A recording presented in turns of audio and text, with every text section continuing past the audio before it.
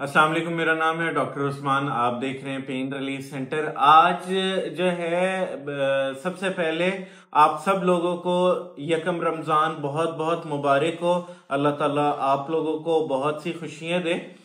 तो बेसिकली आज वीडियो बनाने का मकसद है कि अल्लाह ताला से मांगा जाए, किस तरह से मांगा जाए। कल मैंने एक वीडियो बनाई थी जिसमें मैंने आपको बताया था कि दुआ करनी है, दुआ बहुत जरूरी चीज है।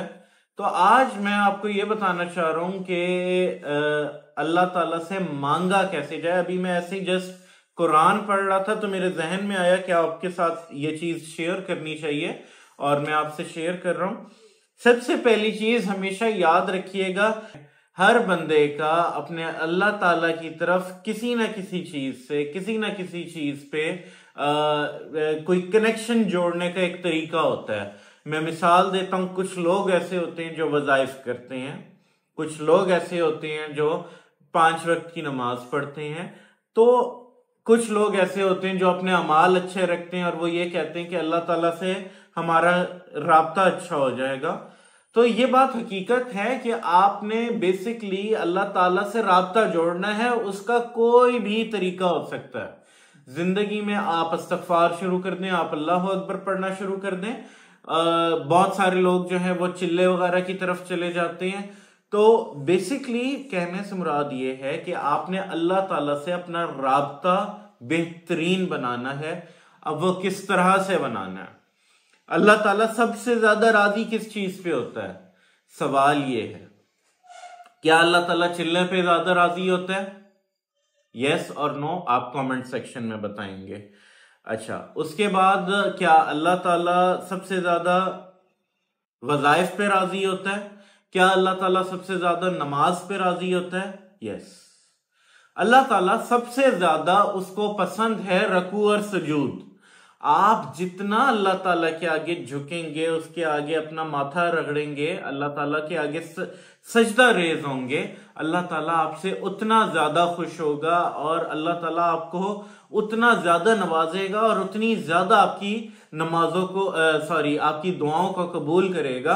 अब यहाँ पे जितने ये मेरे भाई बैठे हुए हैं ये सोच सकते हैं, खुद बता सकते हैं, क्या आया ये ज्यादा नवाफिल पढ़ते हैं या ज्यादा तस्बीहात करते हैं? हमेशा इनका अव्वल तो बहुत सारी हमारी ऐसी लोग हैं जो ना नमाज के, ना कुरान के, ना वज़ाइफ के हैं। लिटरली मैं सच्ची बात बता रहा हूं। लेकिन सबसे ज्यादा अल्लाह ताला का जो कुर्बत आप हासिल कर सकते हैं वो है नमाज के जरिए। चाहे अब वो फर्ज नमाज है, चाहे वो नवाफिल है, चाहे वो कुछ भी है, आप जो है नवाफिल पढ़ना शुरू कर दें। और अल्लाह ताला को सबसे ज्यादा रात के टाइम अल्लाह ताला का हमेशा ये आता है, आप अगर देखें जहां पे भी आप पढ़ेंगे कि जिस तरह से रमजान में है कि सुबह में आप रोजा रखें और शाम में क़याम करें, शाम में अल्लाह ताला के आगे आप खड़े हों, अल्लाह ताला का वो रकू सजदा करें। कहीं पे नहीं आता कि आपने तस्बीह करनी है, कहीं पे नहीं आता आपने कुरान पढ़ना है, हमेशा आता है आपने क़याम करना है, रात को क़याम करना है। अब क़याम से मुराद क्या होता है? क़याम से मुराद है नवाफिल। अल्लाह ताला की सबसे ज्यादा जो कुर्बत आप पा सकते हैं। और यकीन माने, यकीन जाने कि अगर आप अल्लाह ताला के आगे, अल्लाह ताला के साथ आपका राब्ता बहाल हो गया, अगर अल्लाह ताला की कुर्बत मिल गई, आप यकीन माने जिंदगी में, दुनिया में खुश नसीब तरीन इंसान आप होंगे। तो इसलिए अल्लाह ताला की कुर्बत जो है वो हासिल करें, रातों को रुकू करें, सुजूद करें, चाहे 2 करें, लेकिन भरपूर नियत होनी चाहिए आपकी और भरपूर जज्बा होना चाहिए उसमें। अगर आप गिड़गिड़ा के दुआ करते हैं तो सोने पे सुहागा, ठीक है। वो कहते हैं ना, दाल पे शर्फियों का बघार लगा दिया आपने।